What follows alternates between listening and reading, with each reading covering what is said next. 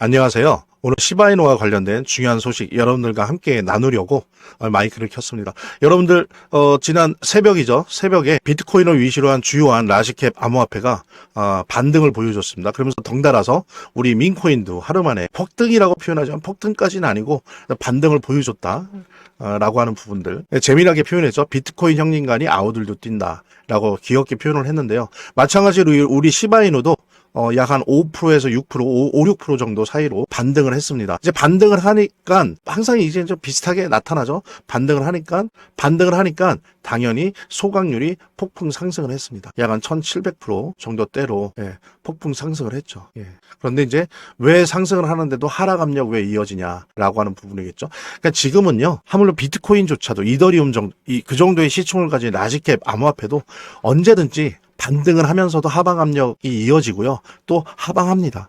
적어도 제가 볼 때는 못해도 아무리 짧아도 12월 중순까지는 초중순 10일, 12월 10일, 15일 이 상태까지는 계속 그런 패턴이 최소한 아무리 짧게 봐도 그렇게 유지될 거로 보이고요. 그 이유는 다른 게 아닙니다. 뭐 가격과 가치의 문제가 아니고요. 유동성의 문제죠. 유동성이 들어와야 가격에도 불이 들어오는 거고 가치에도 불이 들어오는 거거든요. 이건 뭐 암호화폐뿐만이 아니죠. 주식도 마찬가지고 채권도 마찬가지고 하물며 금도 마찬가지입니다. 뭐가 유동성이 들어와야 거기에 따라서 불이 켜지는 거죠. 유동성이 없는데 가격과 가치가 무슨 의미가 있겠습니까? 그죠? 내가 좋아한다고 살 수 있는 게 아니거든요. 유동성이 있어야 그 속에서 그 유동성을 가지고 사거나 팔 수 있는 거죠. 자, 그랬을 때 소각률이 폭풍 상승함에도 불구하고 하방 압력이 왜 이어지냐? 당연하다. 왜? 유동성 때문에. 유동성이 아직은 없다. 근데 여러분들 좋은 소식은 12월 2일 며칠 안 됐죠. 어제 미국 시간으로 연준이 레포 시장에서 단기 유동성을 은행들에게 나눠줬습니다. 약 한 18조 정도 규모의 레포 단기 금융을 우리 시중 은행들에게 공급을 했다는 거죠. 서둘러서. 그러니까 12월 1일에 양적 긴축 QT를 중단하지 않았습니까? 근데 이제 QT 자체가 무조건 양적 완화인 QE로 반드시 가는 건 아니잖아요. 그런데 이미 양적 완화로 간다라고 하는 시그널을 줬어요. 바로 다음 날 12월 2일 날 팬데믹 이후로 두 번째로 큰 규모 18조에 달하는 단기 금융을 시중은행에 레포라고 하죠. 보통 이거를 공급을 했습니다. 이게 이제 앞으로 계속될 거예요. 이런 식으로 이제 연준은 유동성을 공급을 하거든요. 그 다음에 이제 샷다운돼서 계속 준비 중인데 재무부에도 1.2조 달러 묶여 있는 거 이제 풀어낼 겁니다. 역레포나 이런 거를 통해서 풀어낼 거고. 그 다음에 이제 우리 9일, 10일 사이에 있는 FOMC 연준 회의에서 아마 금리 인하가 아주 강력하게 예상되고 있죠. 가장 보수적이라고 하는 JP 모건조차도 어떻습니까? 12월, 내년 1월, 내년 4월 4연속 금리 인하 할 거다.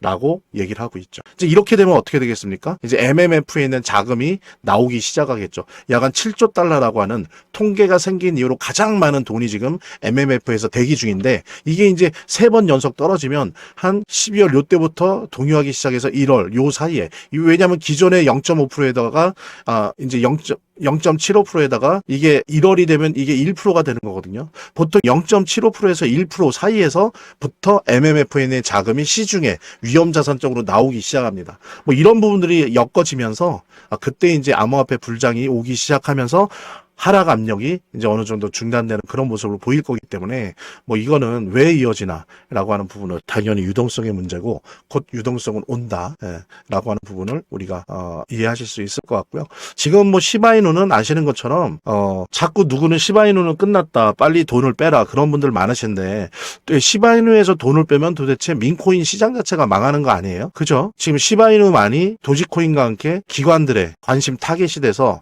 ETF 리스트에 리스트업돼서 상장이 돼 있잖아요. 신청이 돼 있고 지금 뉴욕 거래소에도 알카에 상장이 돼 있어요. 시바이누가 포함된 ETF가 지수형 ETF가. 자, 그런 식으로 ETF에 리스트업돼 있는 암호화폐가 망한다? 그럼 다 망하는 거죠. 그러면 한 진짜 10개, 20개 정도 남는 거예요. 그럼 다 망하는 겁니다.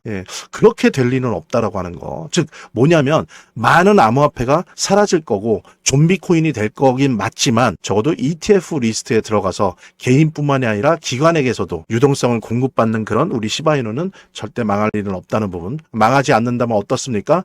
때때로 찾아오는 암호화폐 불장에서 충분히 폭등을 보여주고 우리 홀더분들한테도 많은 수익을 내줄 수 있는 그런 암호화폐가 될 것이다 라고 하는 부분 여러분들이랑 공유하시면서 재단에 관련된 이야기 나눠보도록 하겠습니다. 차트를 제대로 보는 것도 중요하고 또 거시경제 상황들을 보는 것도 중요하고 매우 중요하지만 결국에는 사실은 이 모든 거를 무시하더라도 재단이 어떻게 하느냐가 사실은 이 암호화폐의 성패를 좌우하는 가장 큰 요소라고 하는 거를 우리가 모두 다 느낄 수 있는 거거든요. 그래서 제가 좀 과장을 하면 오히려 암호화폐를 통해서 돈을 제대로 버는 사람들은 물론 차트도 보고 거시경제도 보고 하지만 가장 1차적으로 핵심적으로 보는 게 그 암호화폐를 발행한 제작하고 있는 공급하고 있는 재단의 정책과 재단의 상황들을 보거든요. 재단의 어떤 정책들만 봐도 우리들은 이 암호화폐 투자를 통해서 막대한 수익을 얻을 수가 있는 겁니다.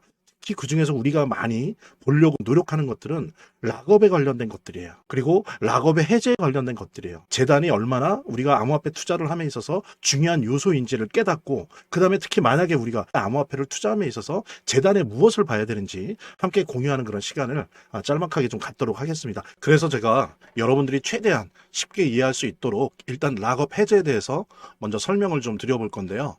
이제 락업 해제라고 하는 거는 투자자 보호 차원에서 초기 투자자들이 일정 기간 동안 매도할 수 없도록 물량을 잠가두는데 이거를 풀어주어서 자유롭게 매도할 수 있게 해주는 걸 의미합니다.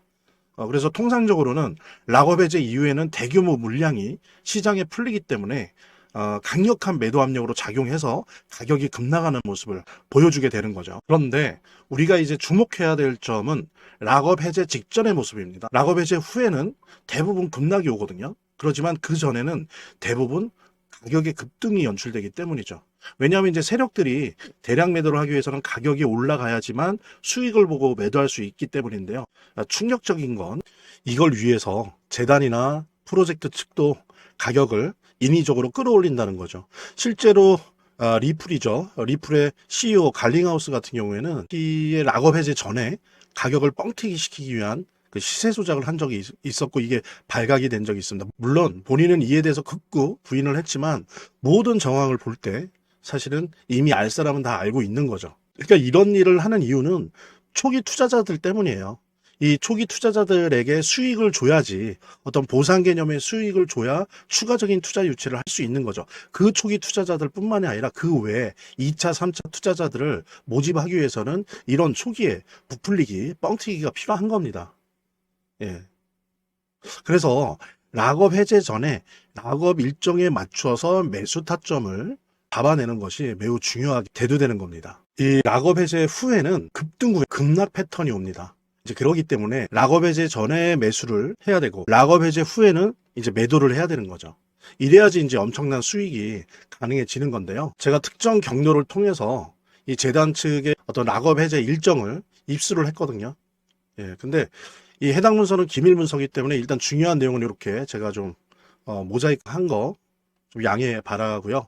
그러니까 이 문서에는 이제 재단 측의 락업 일정부터 물량, 목표가까지 모든 것이 나와 있습니다. 그래서 해당 일정에 맞춰서 상반기, 하반기 이렇게 나뉘어져 있는데 해당 일정에 맞춰서 세력들은 가격을 끌어올리고 그 다음에 이제 매도를 하겠죠. 그래서 우리도 이 일정에 맞춰서 정확하게 매수매도 타점을 잡아 나가면 엄청난 고수익을, 대박을 노려볼 수가 있게 되는 겁니다. 그래서 여기 나와 있는 제 개인 번호 두 글자만 남겨놓으시면 제가 확인되는 대로 이 모자이크 없는 아까 보셨던 그 문서 원본이랑 그 다음에 이제 언제 어디서 얼마에 매수해야 되는지 그 시그널이 담겨 있는 문서를 직접 핸드폰으로 PDF 형태로 전달해 드리도록 하겠습니다. 그러니까 당연히 무료고요. 자, 오늘 영상은 이쯤에서 마무리하고요. 다음 시간에 더 좋은 영상으로 인사드리도록 하겠습니다. 감사합니다.